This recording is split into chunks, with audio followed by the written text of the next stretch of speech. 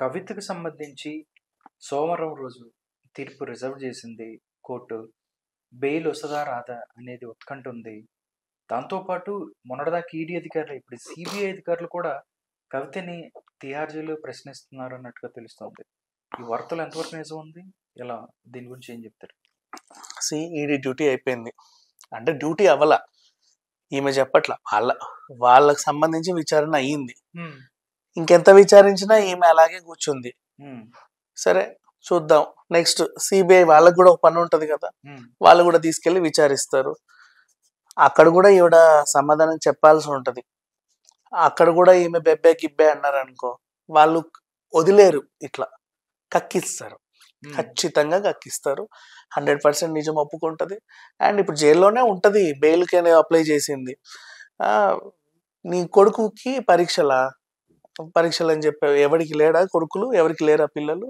And మళ్ళీ ఆ పిల్లోడేమన్నా చిన్న ఇదనుకున్నావా? ఆల్రెడీ పరీక్షలు నడుస్తున్నాయి, ఆయన చదువుతానే ఉన్నాడు. ఈమెకు కదా వంక, ఆయన మానసికంగా ఏదో అయిపోతాడు అని చెప్పేసి.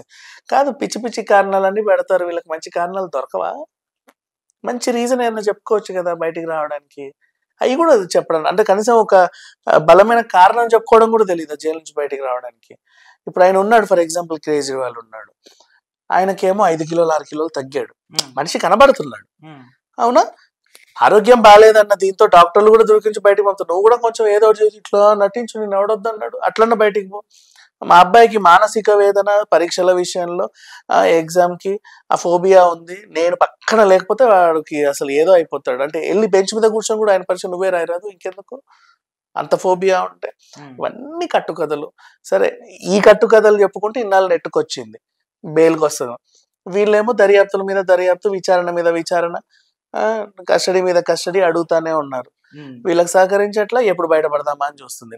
నీకు అర్థమైంది, మాకు అర్థమైంది, నీకు ఎప్పుడెప్పుడు బయటికి వెళ్ళాలని కుతూహలంగా ఉంది. ఆ విషయం తెలుస్తుంది, ఆ ఇంటెన్షన్ కనబడుతుంది. మంచి కారణం చెప్పించావు, ఏమైంది? ఆ ఫోన్లు అడిగితేనేమో అన్ని కొత్త కొత్త కొత్త కొత్త ఫోన్లు తెచ్చి ఇచ్చావు, ఆ మాత్రం సెన్స్ లేకుండా. అంటే ఈమె 10 ఏళ్ల నుంచి వాడే ఫోన్లలో కూడా Android 12, Android 13 ఉంది, iPhone 13, 10 అన్నీ ఉన్నాయి.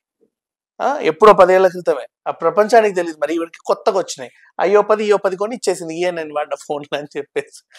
అంత తేలిక అనుకుందా ఏంటి విచారణ అంటే?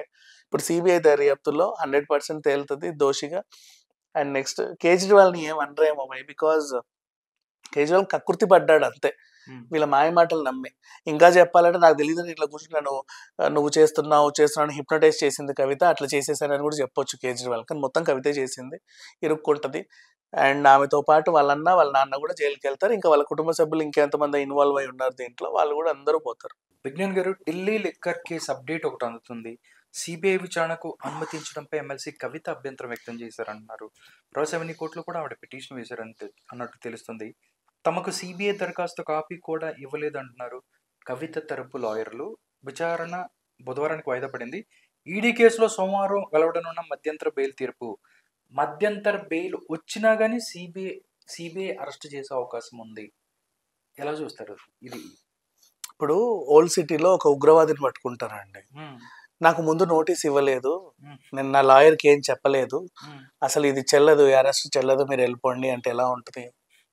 బేసికలీ ఒక చైన్ స్నాచర్ని పట్టుకున్నారండి, నా దగ్గర బంగారం రికవర్ అవ్వాలి బాబు అంటే, నాకు ముందు నోటీస్ ఇవ్వలేదు, పోలీసు వాళ్ళు సడన్గా వచ్చారు, నేను రాను, నా వల్ల కాదు, ముందు లెటర్ తీసుకురండి, లాయర్ చేత అది తీసుకురండి ఇది తీసుకురండి అంటే ఎలా ఉంటుంది? ఇప్పుడు కూడా ఈవిడ చేసేది కూడా అంతే. ముందు నోటీస్ ఇచ్చి రావడం ఏంటి? నువ్వు చేసే ఘనకార్యానికి తొక్క తీసి నారదీసి పట్టుకెళ్తారు. అప్పటికి నువ్వు జైల్లో ఉన్నావు, ఇంట్లో ఉంటే గనక ఈడ్చుకెళ్తారు. నువ్వు చేసిందే పనికి మాలిన పని, మళ్ళీ నేను నీ పర్మిషన్ తీసుకొని నీ దగ్గర రావాలా? దేనికి? ఒక నేరస్తురాలివి, యువర్ ఎ కల్ప్రిట్. నిన్ను పట్టుకోవడానికి వచ్చి 4 దాన్ని పట్టుకెళ్ళడానికి చాలా సింపుల్గా, ఎందుకు దానికి ఆ లెటర్ రాలేదు, ఈ లెటర్ రాలేదు, వాళ్ళు రాలేదు, నాకు సమాచారం ఇవ్వలేదు? ఏం చేస్తావు సమాచారం ఇస్తే ముందుగా? మళ్ళీ ఇంకేమన్నా సర్దుమని మొత్తం ఈ సాక్ష్యాలన్నీ తారుమారు చేస్తావా? ఇప్పుడు కూడా నిన్ను అరెస్ట్ చేసింది ఎందుకు? 100 ఫోన్ల వరకు ధ్వంసం చేసావు, సాక్ష్యాలు తారుమారు చేసావు, ఎవిడెన్స్ని మొత్తం డిస్ట్రాయ్ చేసావన్న నేరమే నీ మీద ఉంది. ఇంకా మిగతావన్నీ తర్వాత వస్తాయి, ప్రజెంట్ నేను అరెస్ట్ చేసింది అందుకే. ఆ విషయానికే నేను ఇలా చేసినప్పుడు, అంటే నేను అరెస్ట్ చేసిన అంశమే సాక్ష్యాల తారుమారు, అలాంటిది ముందు నీకు ఎందుకు ఇవ్వాలమ్మా ఇన్ఫర్మేషన్? కానీ ఈమె కోరికలన్నీ ఏంటిదో వింత వింతగా ఉంటాయి రకరకాలుగా. అందరు నవ్వుల పాలు అవుతుంది ప్రతిరోజు. నిన్న కూడా మా అబ్బాయి ఎగ్జామ్స్ నన్ను పంపండి అంటే అందరు నవ్వుకున్నారు మొహం మీద.